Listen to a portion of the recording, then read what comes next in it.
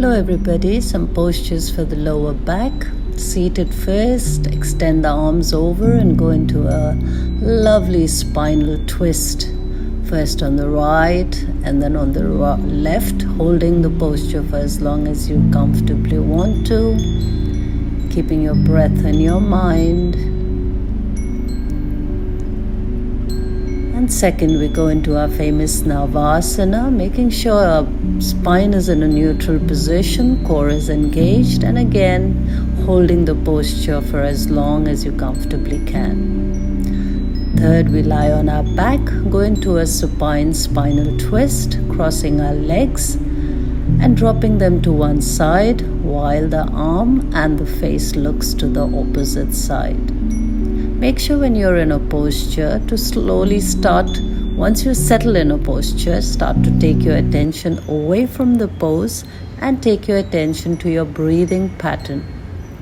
Make sure your breath is smooth, regular, long, soft breath, so they're not rapid, short breaths. So that helps also in the posture, while you're in the posture, to affect the pain part, the areas that is painful. Next, we go into a figure of four, crossing the ankle to the opposite side knee and pulling the knee towards the chest. You can even choose to push the same side knee with the elbow of the same side away from the body if you want to go into a deeper hip stretch. Feel the buttocks stretching there as you breathe, deep, long breath in, breathing out. Slowly roll onto your belly to go into Makarasana. Very basic elementary pose, but very effective for strengthening your upper and lower body. If you have your elbows close to your chest, resting your chin on your hands, you can even choose to bend your knees if you wish to work on your lower back.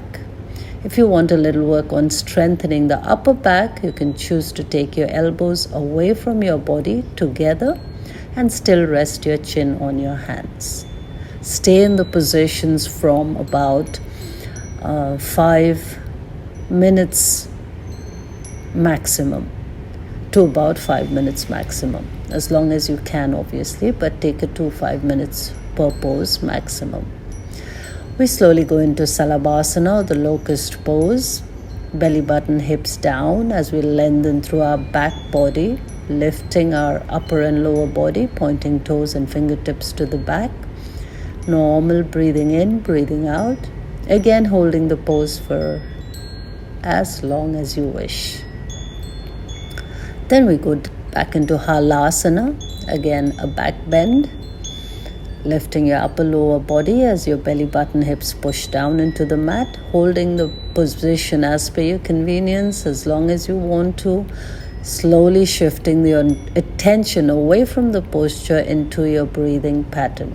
Remember to do that without fail at any yoga practice you do. Then we go into our psoas muscle stretch. Dive into Ardha Mukha Svanasana.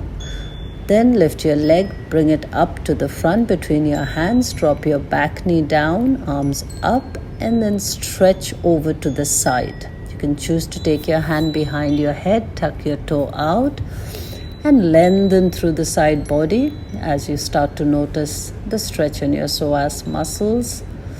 Very effective and helpful for your lower back. Do the same thing on the other side. Once you are stable and settled into the pose, start to take your attention away from the pose into your breath, because breath is a medium that is always helping you to connect your body with your mind, telling your mind you're fine, you're safe, you're comfortable in the pose you're in. And slowly coming out of it to the last pose, very effective for the lower back again, Sashanka Asana or Balasana, pushing the hips to your heels, head down on the mat. Thank you for your time. I hope you enjoyed. Tell me how it was. Bye-bye.